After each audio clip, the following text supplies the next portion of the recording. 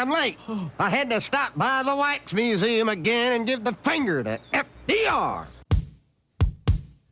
We know Al-Qaeda, Zawahiri, is supporting the opposition in Syria. Are we supporting Al-Qaeda in Syria? It's a proud day for America. And by God, we've kicked Vietnam syndrome once and for all. Thank you very, very much. I say it again, you've been had. You've been took. You've been hoodwinked. These witnesses are trying to simply deny things that just about everybody else accepts as fact. He came, he saw, he died. But we ain't killing their army, but we killing them. We be on CNN like, say our name, bitch, say it 3 times. The meeting of the largest armies in the history of the world. Then there's going to be an invasion. All right, you guys, I'd like to introduce you to Robert Gaines. You might recognize that name. He's recently been co-authoring articles with me. Actually, he gets most of the credit for some articles, a series we've written, 3 of them for Breitbart. I think it was 3 of them, right, for Breitbart, and 1 of them for the National Interest. The latest was at the National Interest. America Cannot Save Afghanistan. And he's an IT professional and a 10-year veteran of the U.S. Air Force and Air National Guard. He served with U.S. and coalition forces in Iraq and in Afghanistan as an embedded liaison for ground combat operations. And that actually sounds like a pretty lengthy euphemism for helped call in airstrikes for the infantry. Welcome to the show. How you doing, Robert? Hey, I'm great. Thank you for having me on here. It's an honor. Yeah, man. Well, very happy to have you on the show. And I am really proud of the number of anti-war veterans that I have that listen to the show, you know, and feel at home around here. You know, I don't suck up to anybody or pander to anybody, but I try to give the truth without favor. And so enough of you guys like it, that's meaningful to me. So I appreciate that. And I can't tell you, honestly, man, how much I appreciate your effort in writing these articles and trying to get them out along the lines of the Horton Rule. That's what Michael Bolden calls it, that you got to attack the right from the right and the left from the left. And you know what? Those articles at Breitbart, which is about as right as you can get in American politics when it comes, you know, inside at least, just barely inside mainstream politics or what have you. We got nothing but a positive response. And thousands of comments on those articles, and virtually all of them in agreement that we got to end this war. So, you know, I don't know if we generated much talk on any of the talk radio stations or anything like that. I never really heard of that, but and I don't know if we really influenced anybody over there with those, but we certainly, you know, reminded them what they think, I guess, at least. And after all, we're taking the side of the president who really does want out of Afghanistan. And that's the subject of this article, which you wrote 99% of this one. I barely helped at all on this last one. I'll take credit for the Osama bin Laden. I did like maybe a third or a half of that one. The rest of these are really your articles, and this one especially. America Cannot Save Afghanistan. And you're really, in a sense, you're taking the president's side here, Robert. Yep. Yeah. It's encouraging to finally hear somebody in the executive branch, you know, saying this. Unfortunately, I fear that his advisors and his cabinet may win out in the long run. But if we can, you know, sway popular opinion here and perhaps remind him that, you know, the American people are behind him, I think that's going to be positive. Yeah. And, you know, I'm not sure what kind of readership the National Interest has. I think it must be much lower numbers than Breitbart, but possibly more meaningful ones. They run a lot of good stuff there, and a lot of bad stuff too. So I guess that's the good part is, you know, maybe get some fresh eyeballs on these things. And it is a quirk of history in a way, maybe, that the current situation actually puts us on the side of the president in this circumstance. Sort of the same way that Donald Trump, our current president, found himself on the same side as Barack Obama when Obama actually finally did stand up to the generals when it came to ending the surge on the timeline that he'd been promised instead of the new one they were trying to force him into accepting. And Trump backed him. So, but that's a pretty good angle on let's get out of Afghanistan. The president's right. Let's get out of Afghanistan. It helps.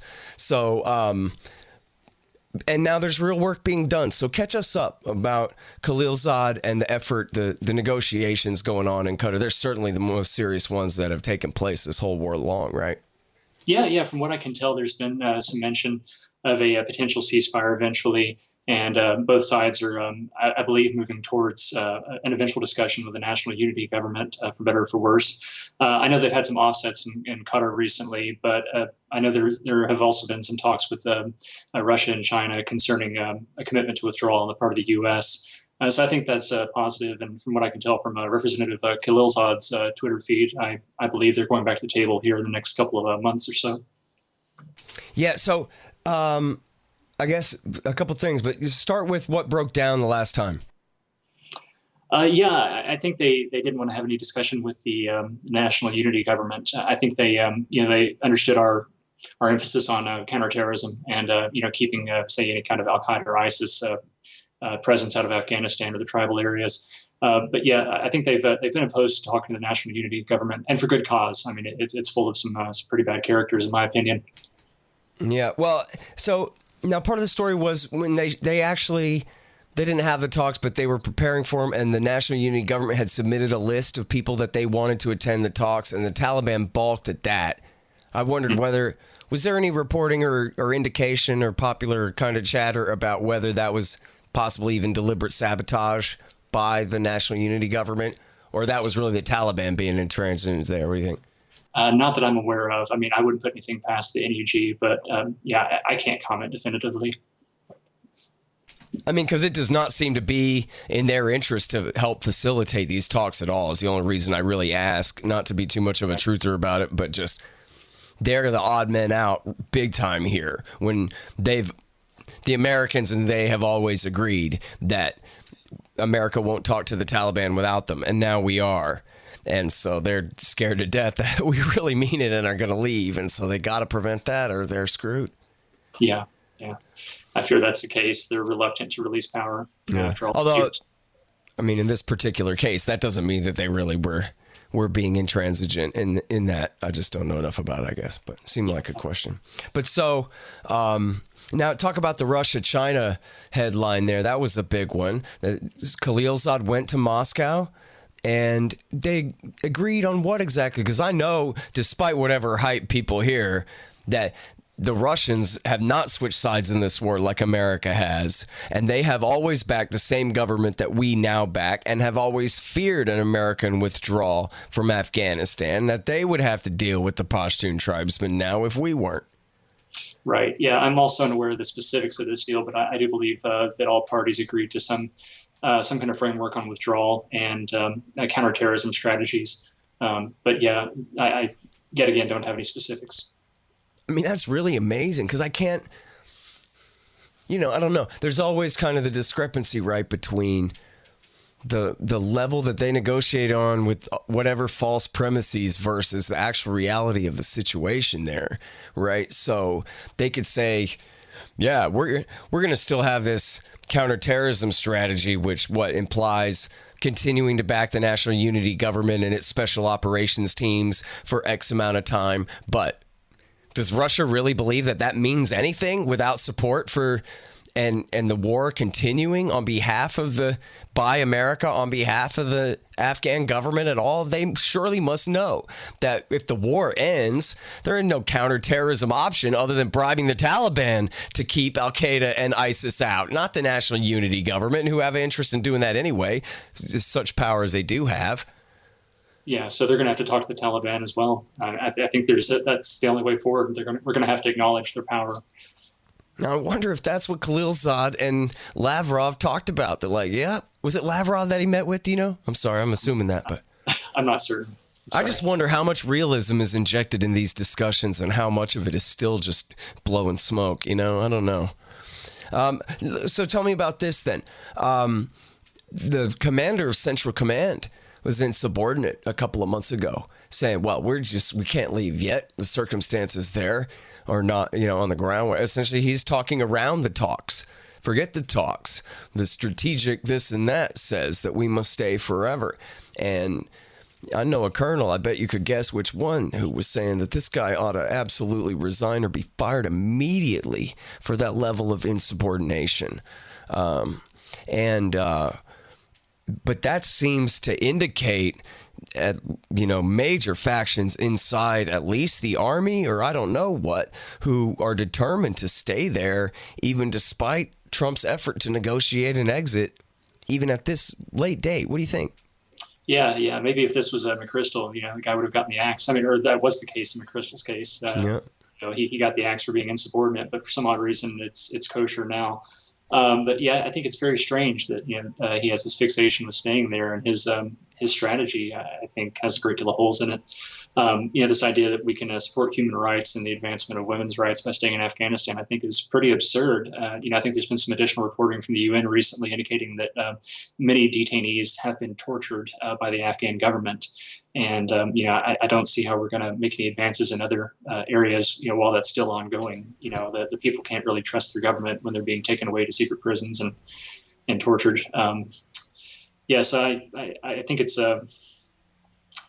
unfortunate, and it's pretty unsettling that a general can be insubordinate to that point, and there's no serious backlash against him. Hold on just 1 second. Hey, guys, you know about Tom Woods, Liberty Classroom? Tom Woods, the great libertarian leader, writer, podcast host, author, everything else. He put together this thing, Liberty Classroom, where he assembled great libertarian professors to give you essentially a university course in libertarian theory and history and economics and everything under the sun. And it's Tom Woods. It ain't nobody. This is the best that you could get. This is exactly what you would want out of such a thing if it existed. It does. Tom Woods Liberty Classroom. What you do is you go to my website, scotthorton.org, and click through from the ad on the right-hand side of the page there for Tom Woods Liberty Classroom.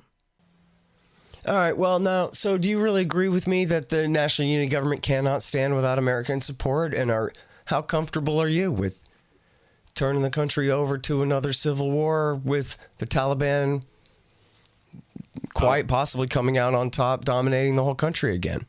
Yeah, I don't want that. I don't think anybody wants that. I mean, they're savages, and they're a bad group of guys. But the unfortunate reality is that they are the government in the tribal areas.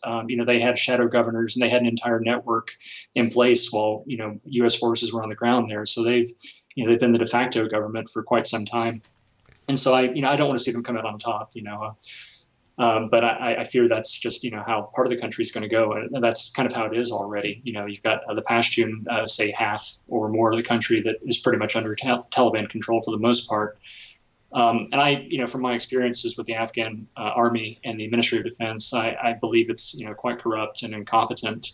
And there's no serious feeling of nationalism. And I don't believe that the rank and file of the MOD really have any interest in defending the country. I think the military adventures undertaken by the National Unity Government are more of a jobs program, that pays better than subsistence farming. But I don't believe that many of the people, associated with that end of things are committed to a unified Afghanistan. Some of them may, but I think we're just offsetting the inevitable, unfortunately. And I don't want to see any more bloodshed any more than the next person. But I don't have any faith in the National Unity Government due to corruption and incompetence.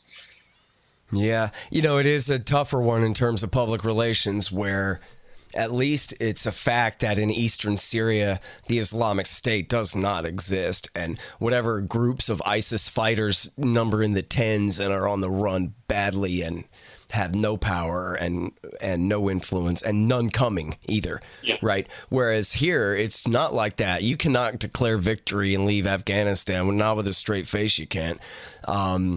There's some hell to pay still. I don't know exactly how bad. I will mention something that Matthew Ho had said, another anti-war Afghan veteran, the famous whistleblower, who said, in the 1990s, it was American and Saudi and Pakistani policy to back the Taliban in a complete victory. The Americans objected, the Clinton administration objected to the idea that the Taliban would negotiate with the Massoud Northern Alliance faction and make a peace. They wanted a true monopoly state there and wanted to support the Taliban, that total victory, at least for the first few years until they changed their mind about that, I guess, and backed off. But Matthew Ho's point being that without Pakistan to say, that's right, we're here to do whatever it takes to help you take Kabul and to conquer the rest of the Tajik, Hazara, and Uzbek, majority areas and stuff like that, then they would have much less ability to do it and much less faith in themselves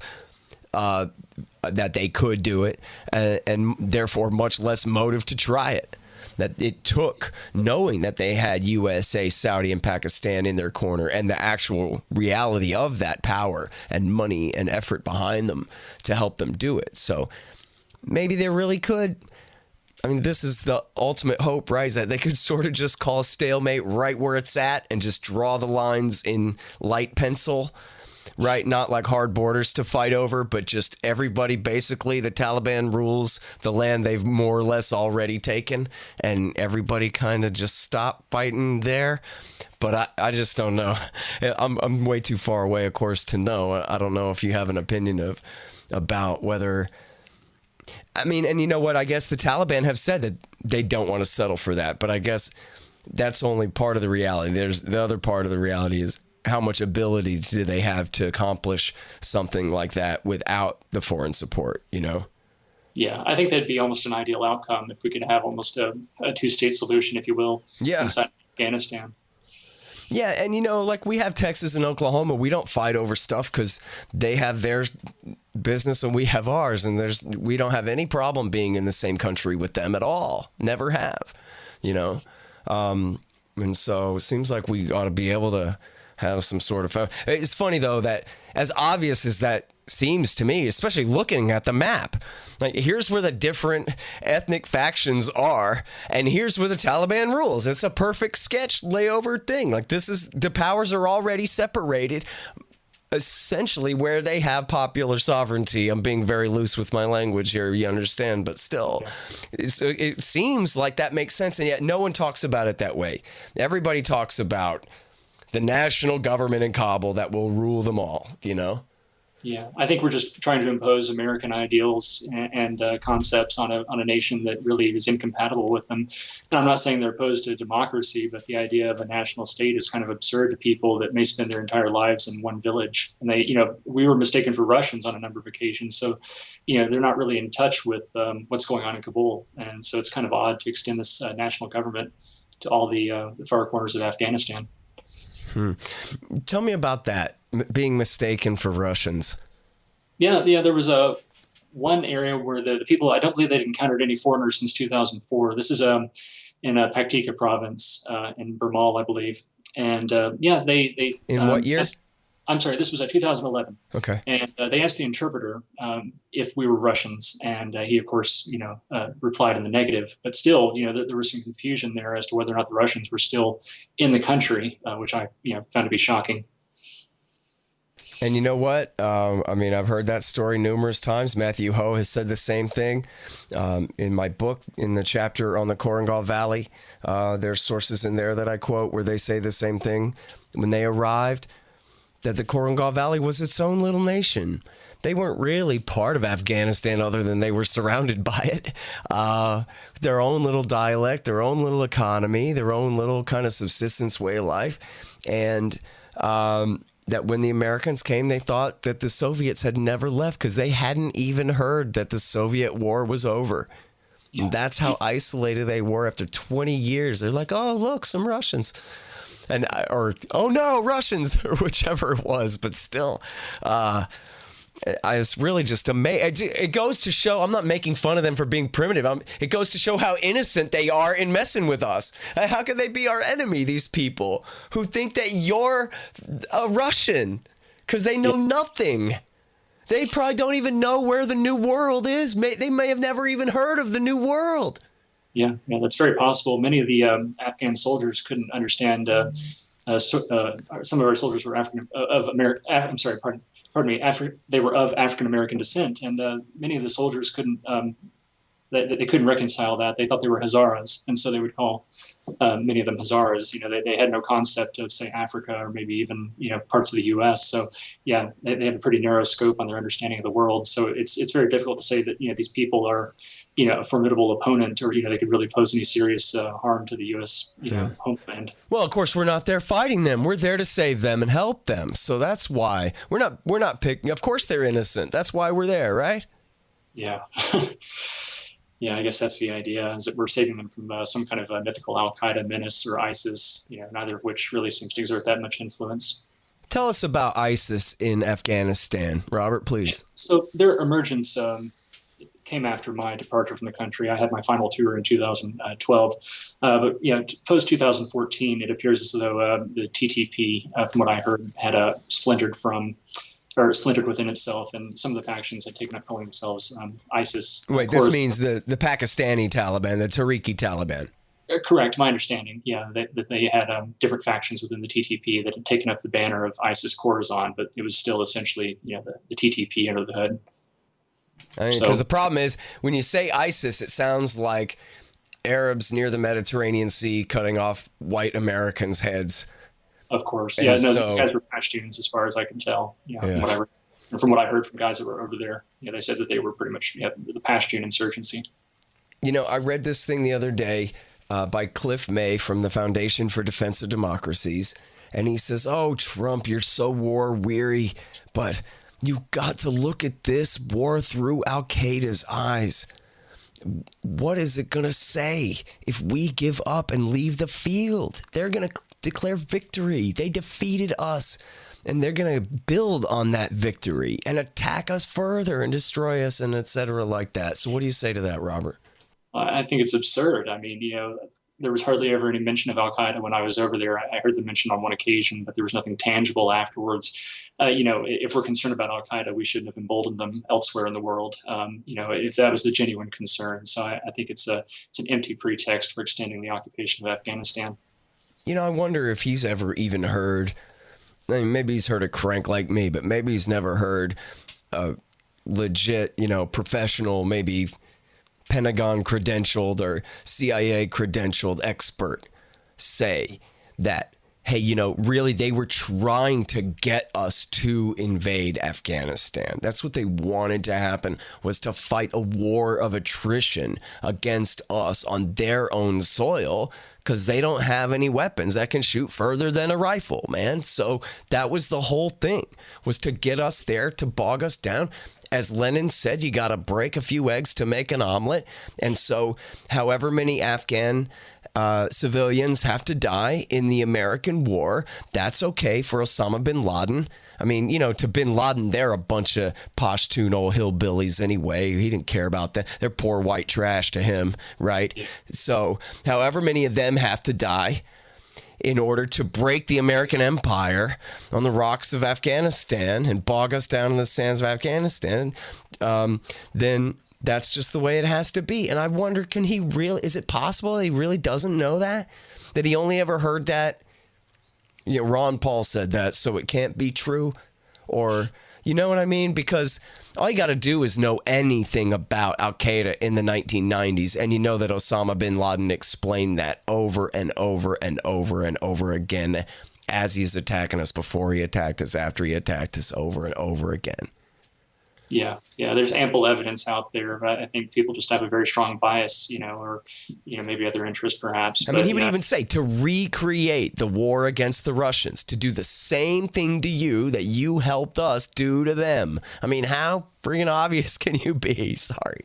Yeah, it's on the West Point website. I mean, you can read all the fatwas for yourself. I mean, even though he didn't have authority, according to Mullah Omar, of course, but still, the man put out his statements, and his strategy was pretty apparent.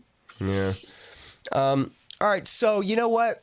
I still feel a little bit optimistic about this thing, I guess, Robert, because it seems like if Khalilzad is even trying this hard, it must be because he has severe assurances from Donald Trump that he will back him. That he, 100%. I've read enough books about these backstabbing crooks, running the government here, and for example, Paul Bremer in Iraq War II? Does he answer to the Secretary of State? Does he answer to the Secretary of Defense? Or does he answer to the National Security Advisor? Or does he answer to the President of the United States? This is a real conversation, and we need to have it. And it came out not very clear, and that was part of the story, right? But in other words, I'm just pretending to be a fly in the room here, where Khalilzad must have insisted to Trump that, like, I work directly for you and you have my back 100%. Otherwise, there's no point in going through this, right? If this is going to amount to some charade down the chain of command at the State Department somewhere where it never gets through the process and never gets done. You know what I mean? He has to have been deputized by the president himself in a very severe fashion to even be working at this. And so then, like, you know what? There's really not that many issues left standing, right? There's the issue of whether keeping Bagram at all, and there's the issue of how severely the Taliban will promise to keep Al-Qaeda out. And what else is on the table that really has to be hashed out here, Robert? I think the resulting political structure is going to be one of the most challenging points. It's going to be hard to either figure out how to reintegrate the Taliban or to develop some system of government that acknowledges their sway over the Pashtun area. And that has to be part of the deal, you think? Or they're just going to maybe, hopefully, leave that to the Afghans to figure out for themselves in their own negotiations? I would hope they would give that to them. It's really not our business. Ultimately, it's going to come down to Afghan politics. But yeah, I could see them trying to give some kind of a vague framework before we do pull out our forces. But I think the timeline is going to be another big issue. I think 1 year is more than realistic, but you hear calls for say 5 years or something. So I think that'll be another issue. Yeah, I mean, if that isn't the clearest sabotage in the world, 5 years, and everybody place your bets on the Democrat winning the next election so that 5 years can be another 15 and what have you, and kick that can down the road further. But I guess I really need to be paying more attention to the details of the reports of these negotiations, because if it was a real effort to bring the national government in to the talks, and that's a big new step, which I guess in this case it got short-circuited, but the Taliban had at least at that point agreed in principle to talk to the Afghan government that thus far they had refused to talk to all along, right? Yeah, that's my understanding. Yeah, they're starting to come around to the idea of conversing with them, and I think that's positive. I mean, maybe I'm wrong, and maybe the Taliban can just be a political party in the parliament and share power in the national government. I don't believe that as I say it, but I don't know. Yeah. But nobody's ever talking about federalism at all, though, Robert, right? Like nobody agrees with the Horton Gaines plan for just leave everything as it stands. Everybody's talking about what the new national government will look like after this negotiation, that kind of thing. Am I right about that? Yeah, that seems to be the main point of interest. But I think there's just, they're not sufficiently educated on the inner workings of Afghanistan and how Kabul is its own little microcosm. And if you talk to people, in the countryside, they either have contempt for Kabul or they have no interest in the affairs of the national government. We're talking about a nation full of subsistence farmers for the most part, and politics is really a secondary or tertiary consideration for many of them. Sorry, hang on just one second. Hey guys, let me tell you about the bumpersticker.com and libertystickers.com. Used to be my company, but I sold to Rick way back like 15 years ago or something. He's made a great thing out of the whole thing, and they will do the best stickers in the business for your business, for your band, for labels, for your products, for whatever it is that you need. Check them out, the bumpersticker.com. And then there's libertystickers.com, anti-government propaganda for the back of your truck, libertystickers.com. Hey, did you see that article at the Institute site by Graham Alderman about ancient Afghanistan? Oh, no, I'm sorry. I haven't read that yet. No. Oh, it's really great. It's called Afghanistan, Graveyard of Empires? With a question mark there, because it goes through the ancient history of how, hey, lots of empires have lasted in Afghanistan for a very long time. And of course, Tamerlane, his empire was launched out of Afghanistan. But he says what changed is the modern era of the nation state and this kind of presumption, as he puts it, on the idea of the Westphalian model of the nation state, but he says more accurately the post-French Revolution idea of the nation state in Europe is sort of the basis that the British and everybody else going through there, the Soviets after them, try to come in, where they're trying to, they don't understand that the reason the ancient empires were successful there is because they didn't believe in a centralized nation state. They cared about ruling the major cities and the major population centers and economic centers. But like you keep mentioning, out in the countryside where everybody's just a subsistence farmer, what's even the point of trying to create a government over them? Like, if you believe your own BS about teaching them to read or whatever, then I guess you have something. But if you're being honest and the purpose of your government is to extort people, well, they don't have anything to take. Yeah. So you could just leave them alone and you could rule the capital. You just can't rule the country. But that's the part that the British, the Russians, the Americans can't get through their head. And so then that is why they fail, is because they just can't leave Helmand province alone and just be happy taking Kandahar city or whatever it is, you know? Yeah, I agree. The Mughal dynasty, extended into India and I think up through Afghanistan, central and northwestern Afghanistan. And they didn't really seem to have that idea of a central state. It just, they had general control of the area, but the people were probably, mostly autonomous.